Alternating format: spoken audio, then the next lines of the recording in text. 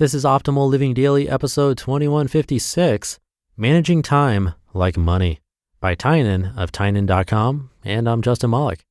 Happy Friday, and welcome to the podcast where I simply read blogs to you for free, covering personal growth and self-help topics like mindfulness, minimalism, self-care, and a lot more. If you like the show, I'd greatly appreciate you sharing it with someone and getting them to subscribe. It goes a really long way to keep all of this going, and it means a lot. It always makes my day to hear about people sharing it or see people sharing it online, so thank you for that. And now let's get right to today's post and start optimizing your life. Managing Time Like Money, by Tynan of Tynan.com. I've really been thinking a lot about future versus present ever since reading The Time Paradox. Do you live every day like it's your last? Do you save everything for the future? Or do you find a happy medium? One of the conclusions that I've come to, which might be blatantly obvious to everyone but me, is that time management should be exactly like money management. It's the same problem. How do you use a finite resource throughout your whole life for maximum benefit? Thinking of time like money rules out the extreme ends of the spectrum. We all know what it looks like when someone spends every dollar they get as soon as it's dropped into their hands, and none of us envy that person, although some imitate him. Saving everything and never spending any money isn't that great of an idea either. What's the point of having money if it gets buried next to you? So the question then is where the balance is between now and the future. To answer, I think about how I manage my money. Here are some point-by-point analogies. Number one, I save most of my money. I don't have a set percentage, but a habit I've developed is to save money unless there's something that really deserves to be purchased. In terms of time, most of the things I do are geared towards the future.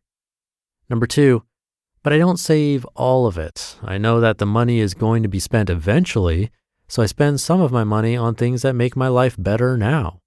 Like everything, this is a habit. If I'm not in the habit of spending money on things to make my life better, will I really ever break that habit and enjoy the benefits of my money? The same goes for time. I know that I'm spending most of my time working towards the future, so I happily set aside time now for traveling, seeing friends, or just indulging random whims.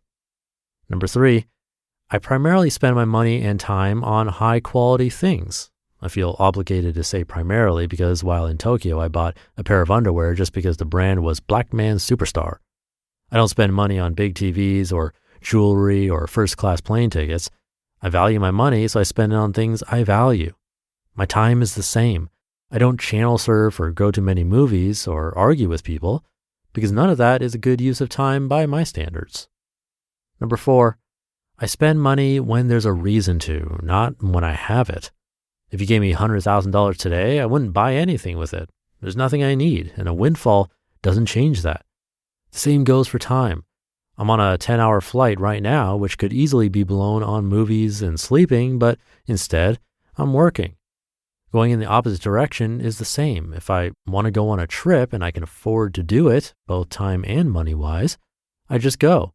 No need for it to be a reward for anything. This seems like the obvious balance to me. Enjoy life to the fullest now because 50 years from now is just going to be another now, and if you aren't doing it today, you won't be doing it then. Habits only get stronger as time goes on, so if you deprive yourself now with the idea that it will all pay off someday, you might find that that day doesn't come in your lifetime. Happiness today begets happiness tomorrow. At the same time, realize that there's no point in enjoying now if it comes at the expense of later. Allocate your time and pleasure so that the next now is better than today's, but that both are great. Don't spend so much time on recreation that you have none left to spend later on. That's not any more sustainable than working all the time. Treat your time like it's valuable, because it is. There's time for investment in the future, and there's time for enjoying today, but there's no time for wasting. Make time for work even when your immediate happiness doesn't depend on it, and make time for pleasure even when you're busy. Combine productivity and play whenever you can.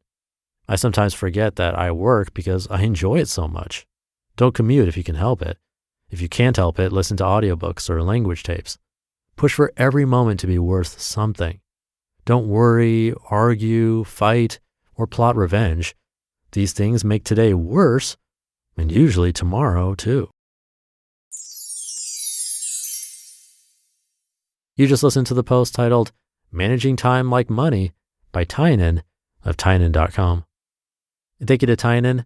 The combination of productivity with play is a great point because with things like fitness, for example, for many of us, we do see the long-term value, but is at the expense of having fun today because we can see exercise as something we're not particularly interested in doing or something that's not very fun. But if we're able to pair it with things we do enjoy, or the actual fitness itself is enjoyable, then we get the best of both worlds. An example might be listening to your favorite podcast while you exercise, kind of like you said about driving. Or maybe exercise is play for you. I have friends that love soccer and basketball, and playing once a week gets their heart rate up, it's exercise, and it's enjoyable at the same time. Even virtual reality nowadays can provide a high level of fitness. In VR, you'll be out in some random, beautiful location and you have to squat down, lunge, and swing your arms around to hit things.